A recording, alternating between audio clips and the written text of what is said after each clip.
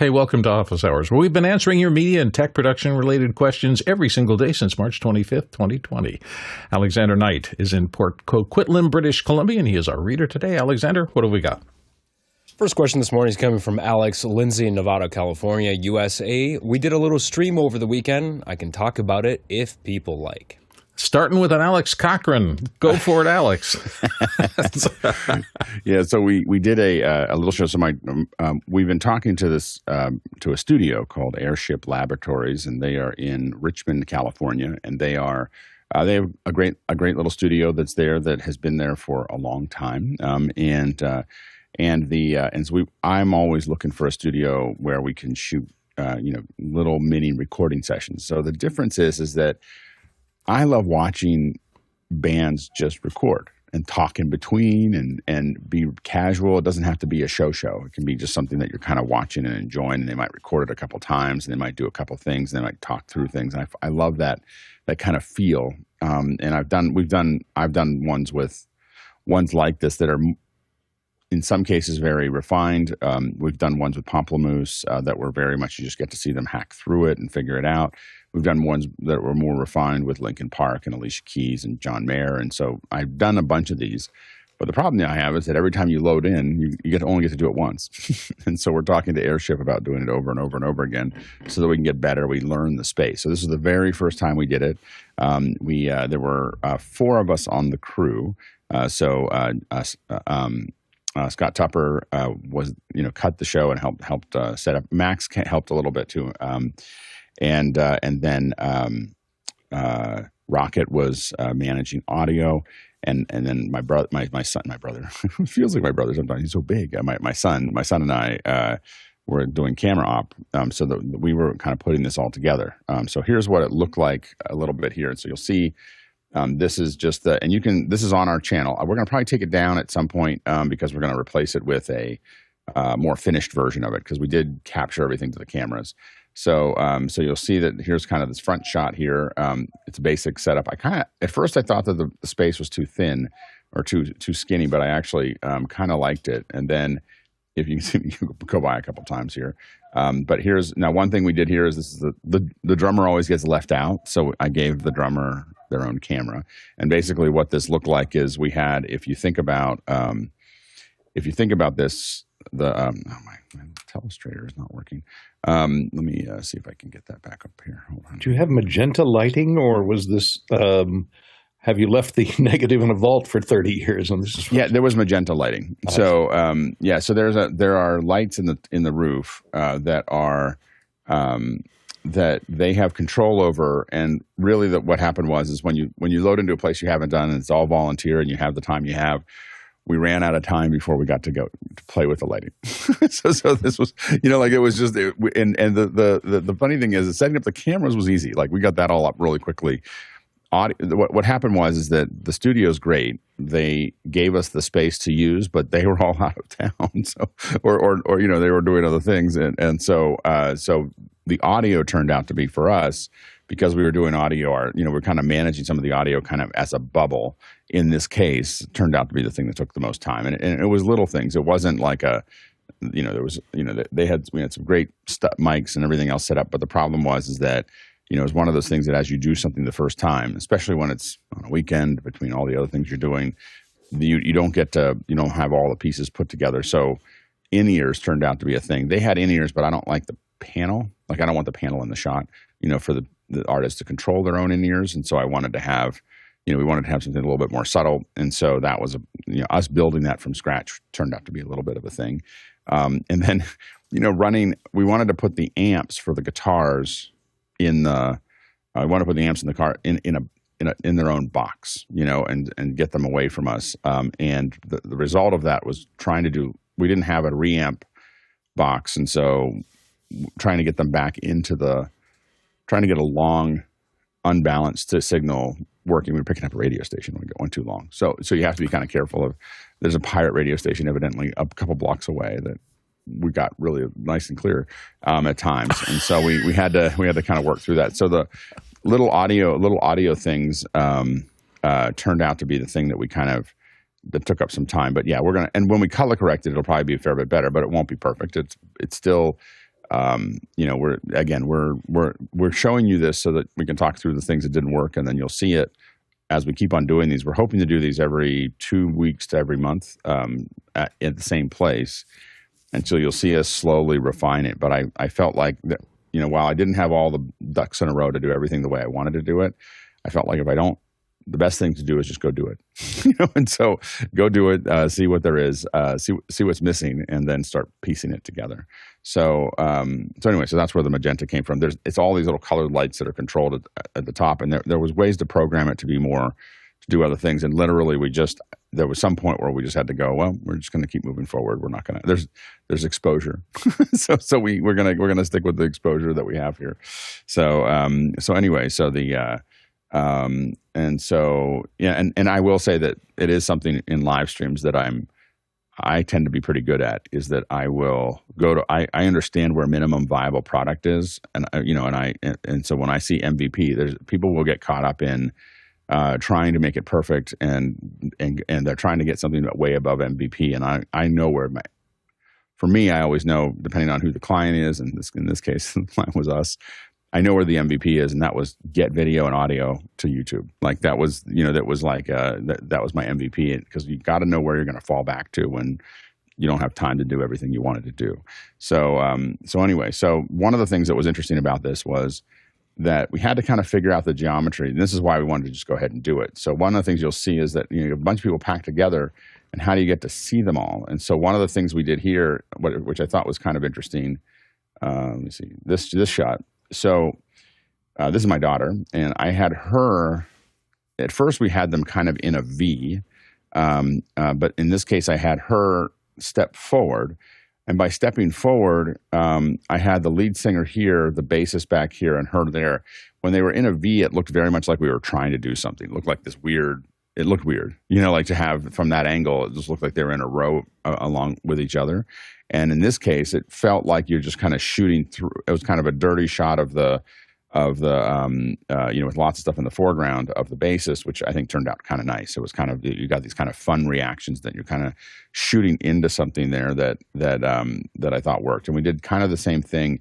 So, and again, it hopefully doesn't look like we tried too hard, but there was while they were rehearsing, there was a lot of discussion about where they were standing to make sure that they were in a place that, and you'll see that my son, who was shooting the other side, kind of had, let's see if I can find it here. Same, I love YouTube. Let's see here. There, you can kind of see,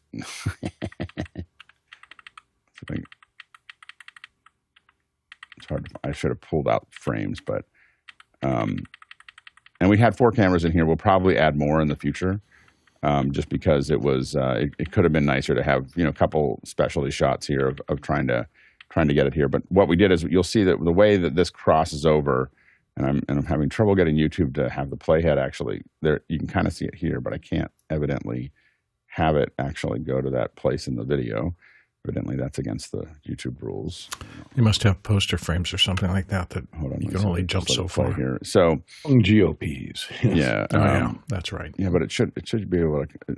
There we go. So we did the same thing here, where you have this kind of, and it turns out to be a little bit of a a little bit of a process, to get all the crosses working, so that both of those cameras worked most of the time. And they still move around a little bit. They didn't work perfectly. But all of those, getting all those cameras to kind of figure out where they wanted to be, took a little bit of time. So we had 3 12Ks, and then the 1 6K that we suspended over it. We'll probably bring 2 more 6Ks, and the next time we used, they were all, to keep it simple, they were all 24 to 70s, which in that space seemed to work pretty well as far as getting close-ups where we needed them, and so on and so forth. We did anything longer. In the middle, we probably could have gone a little wider. It worked. We had to pull the camera back a little bit, but I have a feeling that the next step for us is not to actually go wider. It's to pull the camera back. We put everything in that space, or Scott was switching and everything else, and everything was all in that space. I'd probably move it out of the space, the tech, and then pull that camera back and get back to like a 50 that's shooting really, really far. And the reason for that is that I think it'll look more natural for a couple other things that I'm doing. So So anyway, and then what we did for the recording, again, we were kind of operating in a bubble. So all the instruments and the instruments were converted, via a DI box, and then those went into, and we had a really nice tube-based one for the bass, which sounds really nice, and that they had at the studio, and those went into my Scorpio, and we were a little limited because the genius that I am, I left the day I'd plugged a lot of stuff in and tested it the day before, but I didn't get to everything. And then when I had all the cables, or I thought I had all the cables the day of the morning of the shoot, and realized that, I had enough cables to go all the way across if they were all 3-pin, but the last 4 or 5-pin. So like and they're little micro, you can't buy them anywhere. These are little mini XLRs that are 5-pin that go to 2. And I have them. I just didn't have them. I thought that they were in my case, and they weren't. This is why you set up the day before, and you set up completely. The problem is we came in the day before, and so many things were wrong that we didn't get to that. So anyway, and again, this is what we often say is the first is the worst, and so this is how we kind of figure out how to make all this stuff work. The next one you'll see jump, but we recorded on the Scorpio, and then via Dante sent it to the X32. I was resistant to plugging all the instruments into the X32 because I don't respect its preamps. But we used the X32 was really just used for the rough mix that went to the live stream, as well as we built buses, rocket built buses for every person's in-ears. So those went into a little headphone amplifier. Then everyone could say what they needed more of or less of in their ears, and he could make those adjustments. Eventually, we'll probably get that to be wireless, but it's not quite there yet. So that was, that's how that audio pipeline was set up. And then we used Dante to get just a little Audinate that went to XLR, and then the XLRs go to 1/8 inch, and that went into the switcher. We tried to keep it as simple as we could on this first one. The idea was just to let's just see what it looks like. Let's see what the lay of the land is, what we need to do. The studio is going to be involved in the next one, which will either happen next weekend or a month from next weekend. But I think that we learned a lot. And with, a lot of it was just, we could solve some things right now. And this date was hard because it was the only date, even though the studio wasn't really ready for that. It was the only date that the kids could do, and then they're all going to, a lot of them are graduating and leaving, and so that was the only time that band was ever going to get recorded together was that one day. So that's kind of how that got there. Go ahead, Alex. I'm sorry, I'm not the host. It's all right. Don't worry about it, Alexander. A couple things. One, if you're going to relocate the guitar amps, the tricky thing about that is that if you use a DI box. So obviously, there's lots of companies that make that kind of stuff. But with radio, most DI boxes, the signal output that's going to come out of the balanced XLR is going to be a mic level signal. And the problem with that is that the reamp boxes, the XLR in is actually looking for a line level signal, which is why Radial has now released the High Line. So this actually has a transformer isolated line level output. So if you use this and then you get the Pro RMP, which is looking for a line level signal. That way, you'll be able to relocate that guitar amp in an ISO box of some kind. And my plan was to send it. What I would do if I found if I had found a reamp at Guitar Center, which I went to see if they had it, and they did not have it in stock. It just happened to be 10 minutes away, But we called around and no one had any reamps. What I was going to do is actually run the DI box into the Scorpio and use the left. I wasn't using the left and right channel analog outs from the Scorpio, so I was going to have it just go into the Scorpio and then come back out as a in the left or in that left and right channel to the different amps as line level. So to your point, I was going to do line level out back to the amp and let it do its thing. We'll see what we do in the future. I realized that the other records that I've done, I was trying to think about why didn't I have this problem before? Because usually what happens is I've done a bunch of these concerts in studios, but usually someone just hands me the audio. I don't have to think through it, which is one of the things I liked. One of the reasons I kind of jumped on this opportunity was to learn a lot about what works and doesn't work. That for me, having to figure it out sometimes on your own helps me understand what I'm doing more, than having somebody else do it for me. And so, anyway, so that was a challenge. I have a feeling like a lot of the studios that we did for surround stuff, I realized they were just simulating the guitars and giving it back to them in ears. They weren't using amps at all. Like they're just and so we may do both, where we basically put it into the system, simulate it, or be able to at least record it without any amplification, and then run it into the amps and let the amps do their thing. And so we have both versions of that. I think it would be easier for us to spatialize if one of the reasons we wanted to put them into their own cabinets or their own little boxes was so that we could spatialize the audio more effectively in the future. And what really makes it hard is the drums. The drums make everything hard to spatialize. So I think that one of the things that we're going to also do is look at, I'm trying to avoid using plexi, but what we'll probably do is I'm trying to get a hold of a pretty high-end electronic drum set and let the band can decide what they want to do, but we're going to show them what the finished sound looks like between the two, and they can decide which one they want to use. Yeah, go ahead, Courtney. Yeah, the cameras match pretty well between the different cameras you had there. Did you color balance them the day before on regular white light and then put custom LUTs in, or just choose a Rec 79? It was a really straight. So the cheat there was making sure that all the cameras were on the same firmware, and they're all Blackmagic cameras, and they're all the same lenses. So they all matched. That make one's a little brighter than the other ones, but outside of that, I think that might have had a slightly more gain on it. But with the Blackmagic cameras, if you're using the same lenses, they get relatively close. I mean, close enough to do live most of the time. So but you have to, and so again, as we move forward, I'm probably going to, I'm pretty LUT oriented, so I will. Eventually, so that was the factory 709 LUT. It's just the factory 709 LUT. There was nothing special about it. Again, the lighting. There's a really cool iPad app that controls all those lights. And by the time we had finished fixing all the other things that weren't working, I didn't have time to figure out how to use the app. so I was like, I don't understand. I don't know what to click. And I was like, we just have to keep moving forward. So because we literally ran right up to the end of when some of them had to leave for something else. And so I had a window. And so I just chose to use the window for the show rather than trying to fix the lighting, knowing that I can do some of the color correction later, and knowing that this is still not going to be bad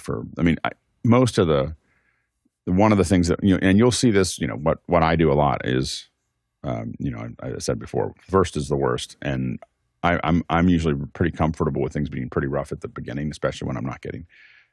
I work very hard at when I'm not getting paid for something. I do not stress. Like I do not like I don't make it like everything has to be perfect. I kind of like we'll just see how things go. If it works, go. it works. Yeah. I mean, put out some. I will say that the color's off on this. The audio isn't the best mix. There's a bunch of other issues that we had, and it's still better than 98% of what I've seen come out of a recording studio ever. Us just kind of tripping forward was still, I mean, the stuff that comes out of, the reason we're doing this is that the stuff that comes out of most studios is trash, and it's done with little cameras, with little sensors, and everything is in focus, and everything looks bad, and there's KEXP, I think is probably the, KEXP and Tiny Desk are the only two that I've seen that are worth watching, like coming out of a recording studio.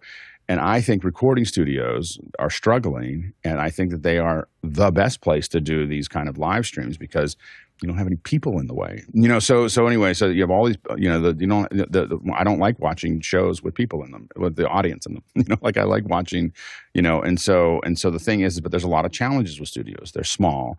You got to figure them out. You got to do all this other stuff. And so I think that there's a huge, but the problem is I think that people do little tests and then they go, okay, and then, but it's all half baked, and half baked bread is still dough. And so I think we can create this, I do think that there's the bones here to turn this into a very good looking show that is really cool to watch with bands coming in. And, this was a band that, everybody was excited to be there, and so it was easy to, like I knew that if I brought in some other band, then, we'd have a bunch of eyes rolling while we figured things out or other things like that. And I just wanted to just like, hey, I got to get this started. And I think that it was, again, I think from what I've seen on the web, this version that is better than 98% of what I've seen. And the only two that I would say that I particularly liked better from a studio perspective was, other than the ones I've shot ones that I had budget. So I had like Linkin Park, and that was my favorite. I mean, if you way back into 2017 before Chester passed, there's a Linkin Park live stream that we did from their studio. That's my favorite one that we've ever done. And it's got K35 lenses and it looks gorgeous. But that's the kind of the high point of what I've worked on, and that was a long time ago. So I'm trying to get to a point where we could do it regularly, and I think that a lot of studios would be interested in this if we could figure out how to make it work. Go ahead, Alex. You mentioned trying to find a high-end electronic drum set. Would you be looking for something like this? Yep, that's the one I'm looking for. $87.99. Except I would do the one that looks like there's a version of that Roland drum set that looks like an acoustic drum set, but it's an electronic drum set. It has more to do with just it looking good for the drummer.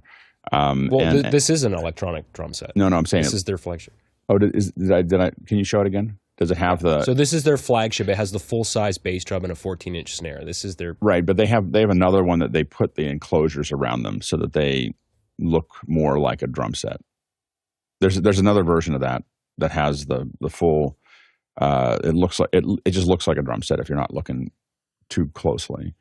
Anyway, that's the one I'm looking at. There's like three. They made Roland, and then there's I can't think of the other ones off the top of my head, but there's three major ones that do really high end versions of it. And again, a lot of drummers don't want to drum on them. So and there's drum sets that are there. We can let them use them. But the problem with it is that you either have to put plexi around them, or you have to go to electronic, or you have to put them in another room, or they just kind of take over all the mics. And if you want to spatialize it, they're just kind of like, that's the one thing that you can definitely hear in the ISOs is lots of drums. And I've done recordings where we got the drummers didn't care, and they're session artists. You just give them whatever they're going to play, and they play electronic drums. And when it's all electronic and there's and everything's is mixed in ear, you can do a lot, spatially with that because now you can add reverb and do all kinds of other things in a spatial experience that you can't do when you don't have it isolated. Or you can do what the Police did, which was Stuart Copeland would come in and lay down the drum track, and then they would come back in and do everything else. Like he didn't. Stuart, I watched this great interview with Stuart Copeland with Rick Beato. He just talked about the fact that he would go play, and then he'd just go in the pool, and Andy and Sting would figure out the rest of the song. So anyway, so so that's a little overview of what we did there. You can still see it on our channel right now. We'll probably take that one down and put up the ones that have been color corrected and all kinds of other things in a couple weeks, and then we're going to start bringing in other bands. You'll probably see it improve pretty dramatically, and you'll see me posting stuff about opportunities to jump into the teams, both remotely. At first, we just wanted to kind of hack through it, but we'll have availability for folks who want to participate remotely as well as in person in different ways. So stay tuned for all of that. It's right on brand for office hours, because that's what we're here for, is to experiment, to try things out, and to do it out in the open so that everybody gets a chance to learn from it.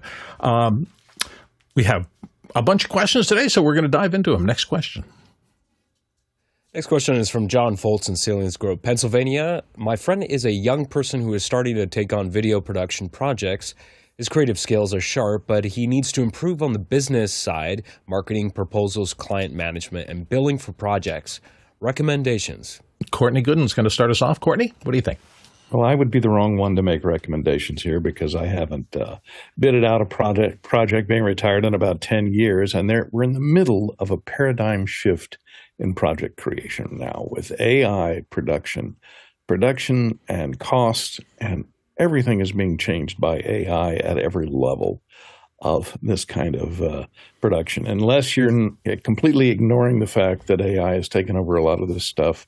I think it's going to be a moving target for the next year, couple of years, as to producing stuff, video production, because it definitely changes the cost per benefit analysis and budgeting and crewing and everything else. So I don't know where to start. Alex, your thoughts? Number one is that if you're getting started in video, the best thing to do is try to get on teams that you can work with it. So you want to just get as much work as you possibly can. You'll grow much faster if you're working as even a PA on somebody else's project. If you're as you're getting started, I would highly recommend being on other people's teams. I spent a decade mostly working on other people's teams before I did anything that I had to manage, and that is. And I made money doing that, but over time, a growing amount of money.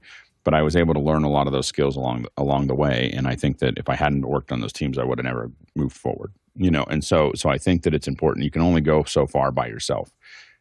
Second thing is that there's tons of AI, and AI can be one direction, but there's tons of also projects that are going to include human beings no matter what. So we think about mass production, but there's also and some of it can be just retail sales of going down. Like one of the things that I'm going to get at some point, I'm going to get a Ronin 40 because I want one for productions and so on and so forth, mostly for things like event coverage and so on and so forth. And to get good at it, I'm probably going to go to retail places all the way down my town and just say, I'll do something on spec, and if you like it, you can pay me. If you ever want to use it, you can pay us for it, and we're not going to charge you anywhere near market rate, probably 1/10 market rate for it, because I'm just trying to get time, and I need a client to do it. I mean, that's the only way you can get really good at something, in my opinion. So I'll shoot some of my own stuff and then go shoot stuff for other people. But that's how I would start a business if I was a young person, especially if I didn't have a ton of overhead. I can only do a little bit of it to do that. But you try to find things that aren't necessarily the big mistake people make is people in the industry tell new people that they should be charging. This is how much you should charge, and this is what it should look like, and everything else. And that's people who have done this for 10 years or 15 years, and they're trying to protect their own space. When you're new and hungry, you take what you can get, and you go in there and you go out there and be aggressive, and the most important thing is to be working 40 to 60 hours on it. When you're young, you should be working 40 to 60 hours doing the work.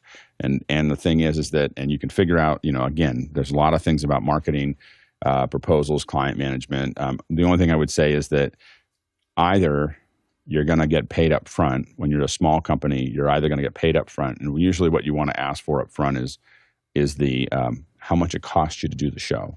So that if you never get paid, you don't end up losing money on it. And whatever you don't get paid is your margin. So that you're up front before you even show up. Like, for people we don't know or people we don't trust, which is everybody in Hollywood, we would typically say, for Hollywood, if I do work in LA, typically for my last company, we do a little bit. We work with very large Hollywood companies now, and they're fine. But if I was working for a smaller producer in my last company, it was 100% a week before, or I won't come. I won't even schedule flights until I have the money. And so because you just never know when. It's not you're going to fight over it for the next 2 months. Of how much it was, and they want discounts and they want a bunch of other things. Hollywood are just a bunch of vipers. And so with corporate. You always get paid. But individual, finding individual businesses, they all need video. They don't know how to do that. I think there's a target rich environment. There's just so much there to grab onto that they need video. It's not AI. They want you to show their shop. They want you to show what they're doing. So I think there's plenty of work out there to do that. On the other side of that, and that's if you're doing video. On the other side of that, I know people who are building ad agencies that are just AI. They don't want to do any production. And so they're just building ads that are there. And we'll probably show more of that in the future. So it can go either way. But as far as marketing itself, the way I market is networking. I work on other people's projects. We get to know other people. Things happen. The way we got to the studio was that there was somebody in our building that we knew that studio and recommended them. And then we get there and we talk, and then you just keep meeting people. That's how I market. I don't have any other way to do that. Proposals, I don't like doing line item proposals. I like to tell people this is what I'm going to do in detail. This is how much it's going to cost. I don't like people messing with my numbers. So that's how I operate. It's not how everybody operates, but I tend to not like either do line items, or if someone really wants a line item, I will line item every cable. So it'll be like 5 pages. It's kind of my passive aggressive. Like, okay, you want a line item? Every XLR cable is $3 a day. And it all adds up, to more, than the one I gave you before. You can decide which way you want to go. The client management is just be responsive and be respectful, and constantly figure out what you can do. What I generally will almost always tell clients is yes and, not no. So the mistake I see a lot of people make is they say, no, we can't do that. Really? You can't do it? Or you think it would be too expensive for them? Because you'd be surprised at how often you say, hey, we can absolutely do that. This is how much it's going to cost to do in that time frame. And I've been blown away by how many times I built a whole company on how many times people said yes. Okay, let's go ahead and do that. And so be careful of saying no to clients, because when you say no to clients, they go find somebody else. They'll say yes. That's the so anyway, just doesn't mean yes for the same price or the same time frame. Just yes, and this is what it would take to actually do that. And then billing, get money up front from small clients. Corporate clients aren't going to do that. They're going to pay you 60 days. Like big corporate clients are going to pay you in 60 days. They're going to pay anything up front. And if you can't manage that amount of, they're the best clients. The corporate client, the big Fortune 100 corporate clients are the best clients you're ever going to have. They're going to get things done. They're going to have crazy ideas. They're going to do cool things. And some of it will be, and a lot of it, if you get good at it, will be very repetitious, and they'll just keep on wanting to do it because they figured out some model. You'll find that $6,000 or below is something that they can write a check for really quickly, and anything over that is going to take longer to figure out. And anything under $2,000 they can put on their credit card. So those are the things those are the numbers. It's like 2, 6, 25, and 150. Like those are the big numbers that you kind of run into there. So anyway, hopefully that helps.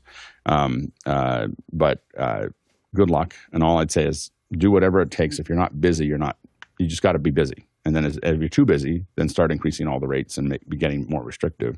And as you keep on, you'll slowly move your rate up as you stay busy, and then you just slowly push it up as you go. But you're worth whatever you got paid on your last job. So if you haven't been paid yet for it, or haven't been paid very much, then that's what you're worth right now. And if you approach it that way, you'll get busy real quick. Next question. Harold Williams in Portsmouth is asking, if I connect the stereo output of my MixPre3 II to my iPhone using Apple USB-C to 3.5 millimeter adapter, will the audio quality be clear, or is the 3.5 millimeter output too noisy? I want to avoid the issues that others have reported. Jason Bache is going to tackle this one. Jason? Okay, Harold, let me start by saying if you do this, you are in for a world of hurt. You've got impedance mismatch, you've got mono summing, you've got the fact that the USB-C DAC, which is essentially what that adapter is only going to accept a mono in. I assume you want input into the iPhone. You'd be much better off just using the USB-C connector, putting the sound card into audio interface mode, and then letting the iPhone see it as a class-compliant USB audio interface. That will give you pristine audio. I have yet to have a problem with this. I think Alex said that it wasn't reliable for something. I've plugged MixPre's directly into iPhones and not had any problems. Courtney? Yeah, it's not designed. The 3.5 millimeter adapter for almost all phones, USB-C to 3.5, are wired for headphone microphone combinations for gaming headsets. Oops, sorry. This is the pinout. So the typical connector going into that 3.5 on the iPhone will be left, right, common, which is ground in the middle of the first ring, and the second ring is a microphone input. And this is normally the ground on the 3.5 millimeter output on the MixPre3. So the MixPre3 3.5 millimeter is just a stereo output with left, right, and ground, and no microphone input on this ground. So your mic would probably be grounded. You could come up with an adapter that splits these two things out. Let me see if I have one here. like this that into separate speaker and microphone. But the problem with this is the impedance on that microphone is designed for a mic level input, and the output of the MixPre is probably a line level, so you'd have to pad it down considerably to get into that mic level. Also, there's 5 volts that's on that mic input into the phone for bias for powering a electret condenser microphone. That's going to create noise anytime the connector moves or rotates in there.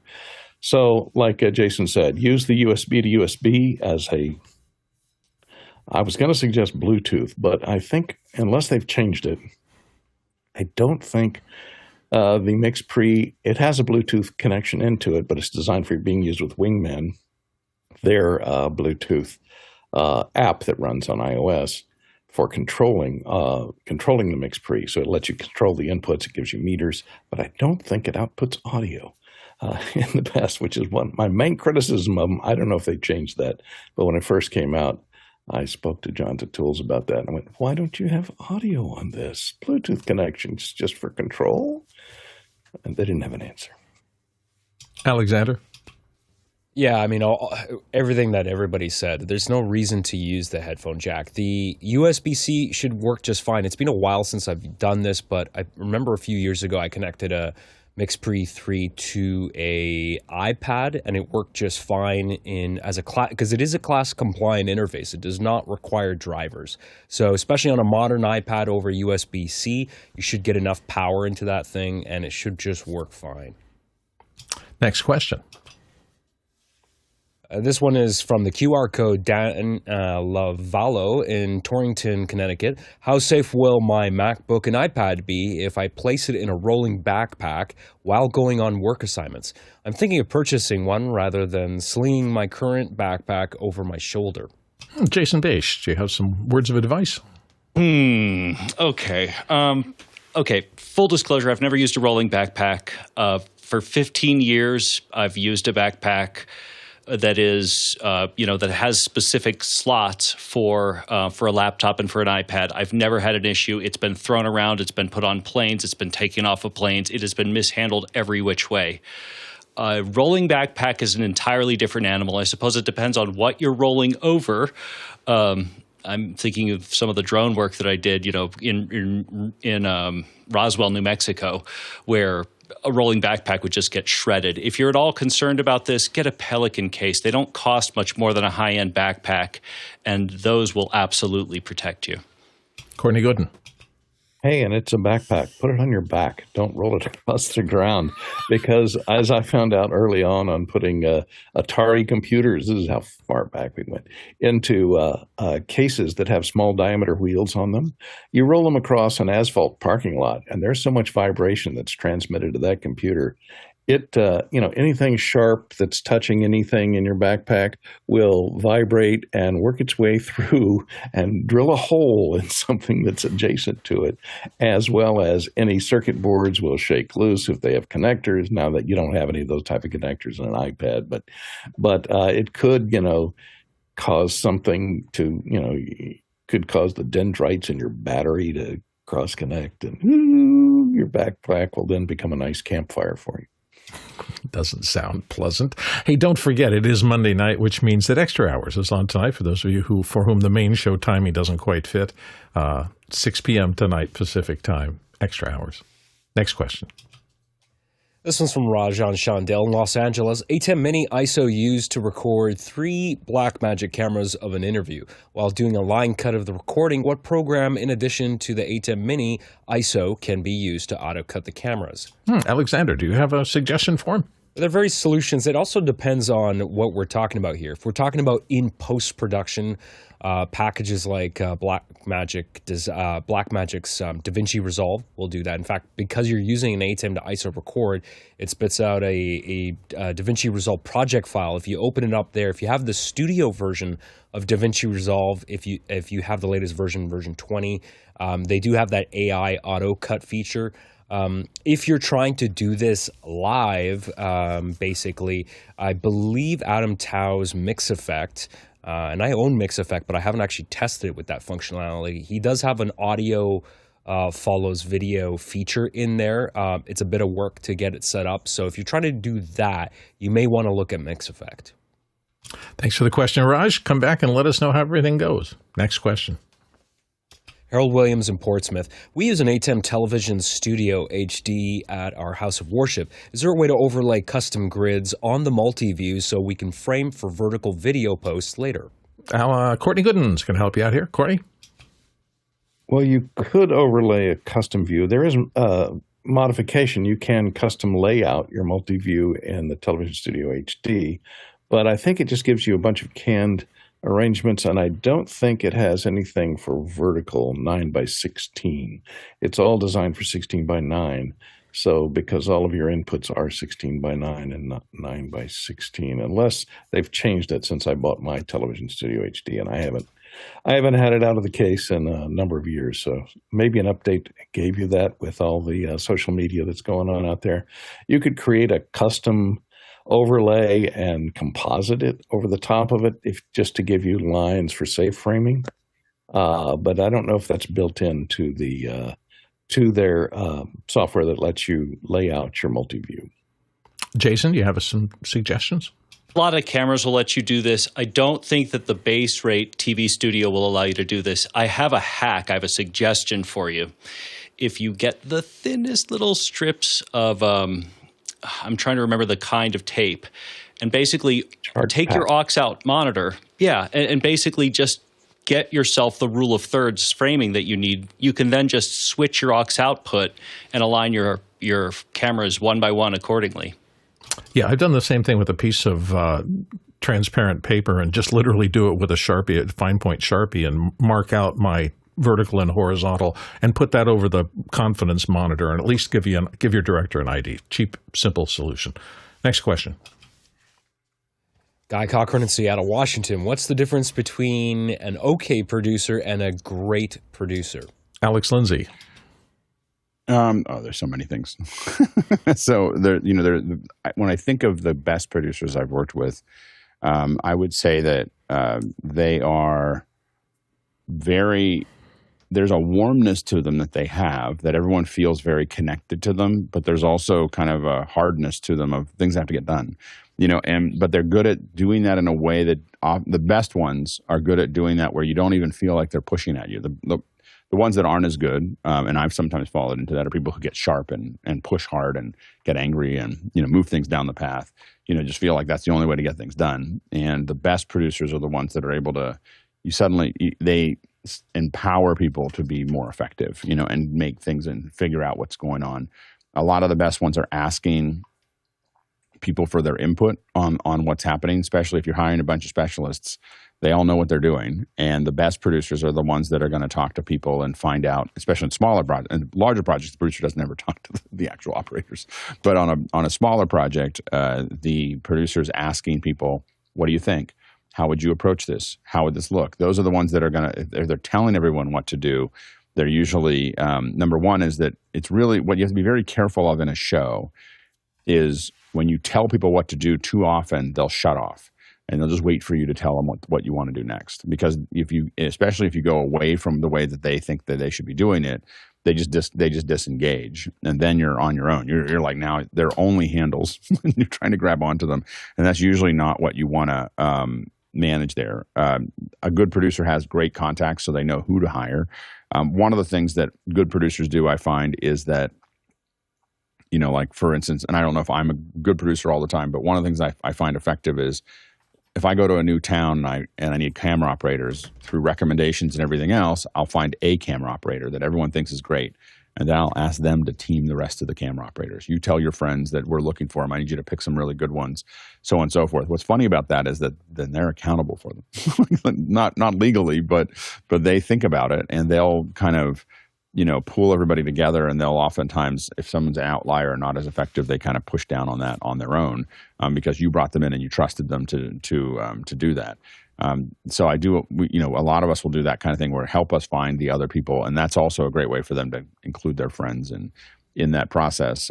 Good producers are always, anytime you're working there, you're taking notes, who you like, who you don't like, who you're going to hire next. Your Rolodex is really important.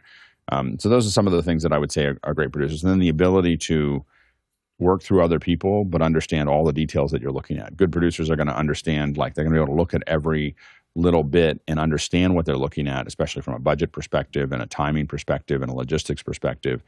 But they're also going to be very good, and this is what makes them great, and not a lot of them are, is they're also able to step back and work through and delegate to their coordinators, to their staff, so on and so forth, and let them do their thing, but also understand and be paying attention to the things that MVP that I talked about earlier, paying attention to the things that matter. If you want to see a movie about a great producer, actually a serialized drama, The Offer, which was really popular online a while about the making of The Godfather. Miles Teller plays the producer of the original Godfather movie. The story is brilliantly told and executed, and I remember learning so much about, that's what a really great producer has to do. And it's an opaque often job, because there are different kinds of producers who do, there's some producers who are money people. There are some producers who really do help the director and pull a team together, as Alex is talking about. So, fascinating story. I'd highly recommend taking a look at that if you haven't seen it already. Next question. Ryan Newell in Kigali, Rwanda is asking any recommendations for a basic desktop monitor speaker setup that would allow to mix client videos for web. I guess real audio monitor speakers are out of my price range. Looking for something under $200 each, and a DAC needs 220 volts, 50 hertz compatible. Courtney Gooden, what are your thoughts?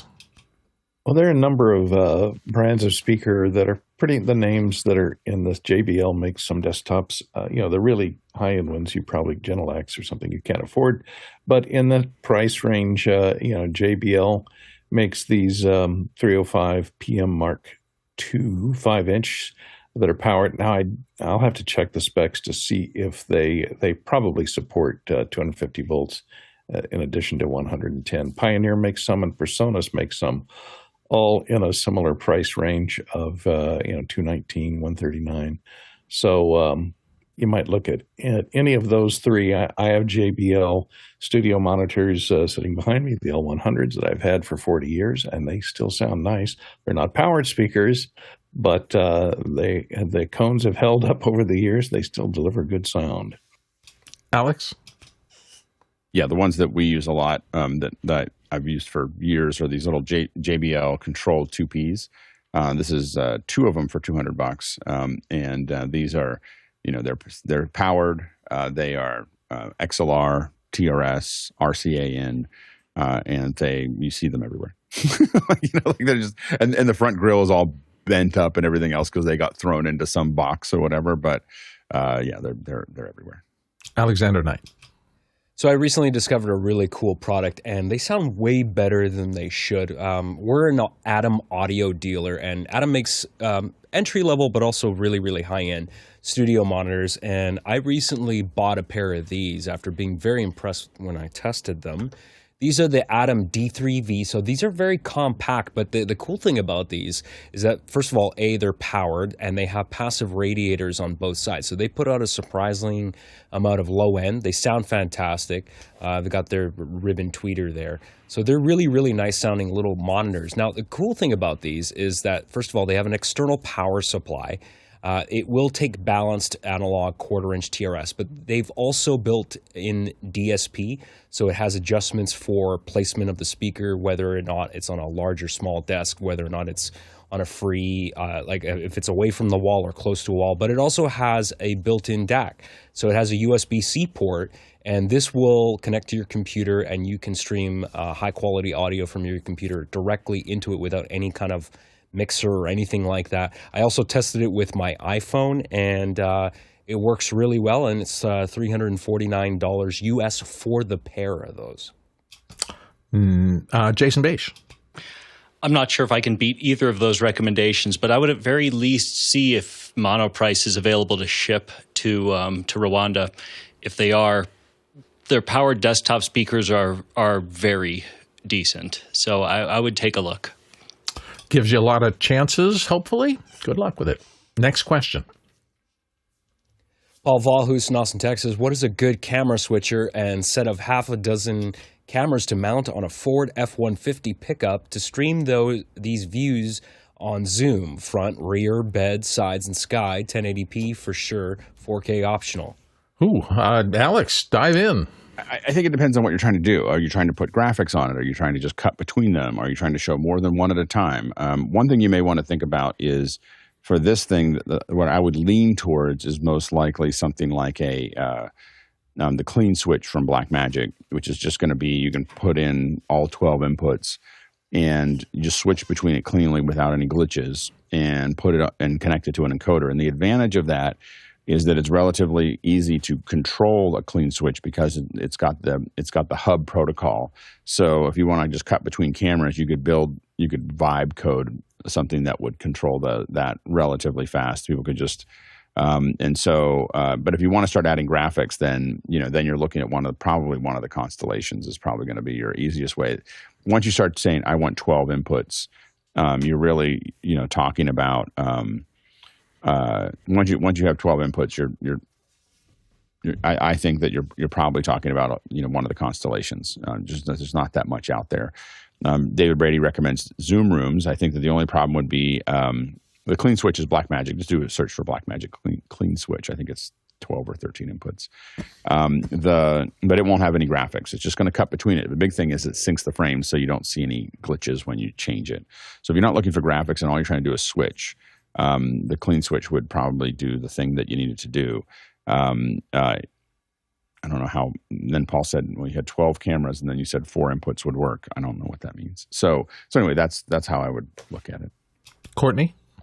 And also bear in mind that you're going to have, if you're going to put a constellation in there, you're going to have some form of finding AC power, sine wave AC power. So you're going to have a jack or a power supply of some sort or a inverter, sine wave inverter on that F150 that'll give you clean power out at 110 volts to power your professional switcher that you're going to put in there. Alex? And I would say the draw is pretty low. I mean, I've powered on an ATEM switcher from the cigarette lighter, so like relatively successfully. And if you're looking for, you just want to switch through it, and it looks like half dozen. I read it as dozen too quickly. At a half dozen, what we used for that studio shoot that I just did was the little ATEM Mini Extreme SDI, and that's a great little all-in-one kind of put it together and bunch of things out, and it's pretty easy. Next question. This one's from David Brady, New York City, New York, USA. Two-way 12G fiber converter. Too good to be true. He's got a product link there. I've never seen or nor heard about that, and nobody on the show, to the best of my knowledge, has brought it up, so it's interesting. It looks like a ton of capability. Alex, did you take a look at this? I don't know if it's too good to be true.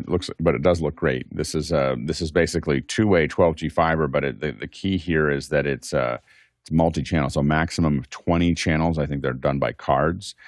So they're going to, and then you basically just connect it to fiber. And I think what it's doing here is using multiple wavelengths to tie it together. So it's a pretty interesting solution. I have no idea how much it costs, but I'm going to bet, if the price is right, I would say more than $10. If someone did $10, I would say $11. So it's probably pretty expensive, but it's definitely possible, to do that. There should be enough. The only question is what when it says up to 20, how many strands of fiber is it going to use? And 12G is 12 gigs, and so if you have 20 of them, you need an enormous amount of throughput, to make that actually possible. So that's the only question there. Next question. Ryan Ewell in Kigali, Rwanda is asking, has anyone tried Final Cut or Davinci Resolve on an iPad? I'm thinking of making a jump to an iPad Pro for content creation, including AI and post. Alex? I have. I have to admit that I have a hard time. I want to use it. I have both Final Cut and Resolve on my iPads. And I try to open it up. The interface for me, and I don't know if it's just my experience or with other things, very hard for me to work at precision level in Final Cut or Resolve on an iPad. It just feels so like you're just drawing with rocks, so I haven't been able to get to a point where I felt like the precision was there for me to do what I need to do. I think it's really cool and I get excited about it. And I think if you're doing something simple, you probably could do it. The problem for me is that oftentimes I'm dealing with color, and I'm dealing with a variety of audio issues that are not stereo. And so for me, it's very hard. And I just couldn't get my head around how I would do anything there. So I open them up, I play with them, I try to do a little project with them, but I've never used them in real production. I know a couple of people who are doing a lot of work in them, and generally, if you don't have prior expectations about what you need, and I'm in that same category, I don't use mine very much the same way Alex doesn't, but that's because I'm pretty expert at a full-range editing system. I use Final Cut, but people use others. And once you get used to having a vast array of capabilities, when they cut it back for something like this, now, there's a ton of development. Now, I know Apple, for example, is spending a lot of resources on keeping this ecosystem of tablet video production increasing and improving over the course of time. And when I was at the Creative Summit 2 years ago, they had one of the speakers who was talking about having literally gotten rid of all of his laptops and desktop computers and was working exclusively on that. That was 2 years ago, and I think he's still doing it to this day. There will be limitations on what you can do, but if your needs are simple, if you're just trying to do social media posts and you want to do multicam through multiple iPhones into your iPad and then send that out directly, and you're not doing stuff to movie theaters or television stations or the rest of the things that we all had to do in the past to make our living in the video business, this might be a really good solution for you. I know he was really happy, and the last couple of years I've seen him at industry events, and he just say, yeah, nope, I'm still doing it, and I'm getting a lot of work done, and I'm getting it out fast, so it is possible. But you have to dedicate yourself to understanding that workflow. It's not something that I don't think that you can instantly switch back and forth. Next question. QR code question coming in from Chester Sweeney in Las Vegas, Nevada. I have over 200 PDF comics. Can I put them in Notebook LM so I can keep the storylines accurate in conversations and debate? Ooh, Jason Bache, thoughts on this? The short answer is yes, but it really just depends. Our favorite answer, it depends. If these are really heavy graphics and they don't have embedded texts, as metadata in the PDFs, the LM is going to get confused by a story arc or, complex type things. I think your best bet in this case is either to upload specific arcs into their own notebooks, because that's the other thing, is there are notebook size limitations, or add summaries or annotations from the official site for each comic. Load that in. That's a lot lighter and it's a lot easier for the LM to understand. But yeah, my last warning is careful trying to use an LLM to beat a comic nerd, because they're really good.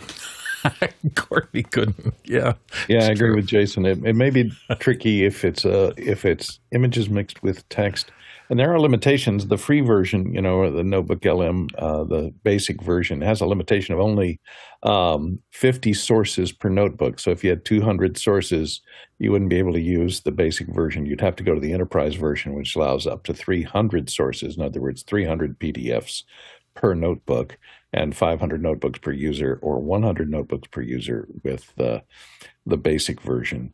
So you're going to run up against the limitations of the free version unless you go for the big bucks and buy the enterprise version of Notebook LM. And there's also a limitation on file size per PDF. And if it has they do it on, I don't know if they do it on words or characters or bytes, but you may run into an issue there, because if they have a lot of graphics in them, they could overrun the 50,000, 200 megabytes per asset, per record going in. So you may overrun that. So you'd have to look at the size of all these comic books and see if they're going to fit within the input parameters of Notebook LM. It's a weird thing. I don't know why I think about it, but I wonder what copyright. I'm assuming these are commercial comics as opposed to something you've created yourself. And if they are, that's interesting to me. I hadn't ever thought about the fact that people are doing huge libraries of copyrighted material and just tossing them up to the cloud where they go into the large language models and everybody gets to fiddle with them. Interesting mental It exercise is for me. amazing. Like, I just got to say, like, the biggest thing, the biggest reason that, and I haven't done very much of it, but if you can get a hold of the text for a book, throwing it into an LLM and being able to interrogate it is life changing. Like it, Yeah. and I think the problem really is that all the stuff I have in Kindle, I would have to go through the hoops of removing all the copyright so that I could put it up there. Not because I didn't buy it or I want to share it or anything else. I just want to interrogate the book, and having it in an LLM, it's super powerful. And the books are mass media things, so there could be 1,000 people tossing it up to interrogate it for different things. And are they eventually going to get to the point, like with music, where it used to be you would upload the song you owned to the iTunes and then be able to listen to it on your iPod? Now it all goes up into just the a central copyright holders are trying to avoid that. That's what Google was trying to do long ago. With exactly, Google was scanning everything, or just scanning everything and tossing it up. Feed it into the system, and the copyright holders didn't think that was very fun. I do think the technology gotten way in front of the IP laws again, and here we are. Courtney?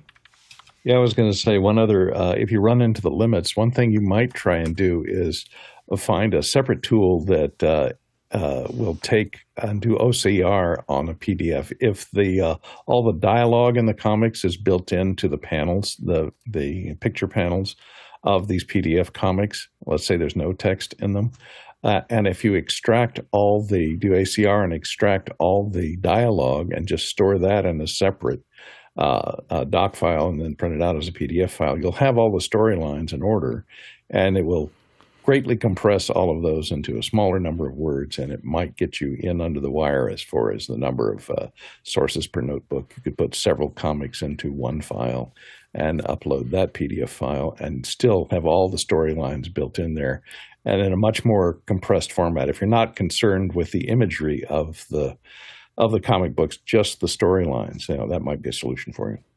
If it's scanning text out of comics, I can imagine 1 billion sources of ARFs and booms. All of those little squibs we all saw in comic books. Whack! Exactly. I'd hate to look at the list of everything. Hey, listen, thank you so much for being here today. We appreciate it. Hope you enjoyed the show. We are here every single day doing this, and we have some thank yous to say, because we always do, because this is really the important stuff. The number of people who are involved in making this possible every day is incredible. And mostly it's you, those of you who watch the show. You are our producers. You drive this entire show by asking your questions and voting those questions up and down. So thank you to all of you who participate and get involved in the show back and forth. To the panelists who show up every day and literally make things happen by answering the questions. We couldn't do this without you panelists. And to our amazing back-end crew, the silent army of people out there, some of whom you will see in the credits as they go by, but there's more than that helping us work on the back end of things to make this show possible every single day. Our Talktoversal today, if you'd been traveling around to get these answers, you would have gone 30,000 miles. That is 84,000 kilometers, or 234 million bananas for scale. Don't forget it's Monday, extra hours tonight. We'll see you all tomorrow. Thanks for watching. You'd have to load an entire automatopoeia library. Oof! How many O's are there in oof? Well, it depends on how loud. I have to say, I took a couple books that I actually had the text for, and the little podcast that was created was probably the best overview I've heard of those books ever. It was just what it came up with. I was just like, I can't believe that's actually. I had one in the footnotes completely messed it up, but it was still good. Yeah, I tried it, but I could never get past the limits because I used the free version. Maybe you have the enterprise version, but I did. My books would be always over the limits, so I could never get the whole book in. 3 chapters. I saw a brilliant Substack article yesterday. I read through it and I saved it because it was weird. And it was somebody interrogating ChatGPT to summarize some things. The thing was, it's the best story I've read in a long time because it was going so well. I mean, it was really doing brilliant work, and the person using it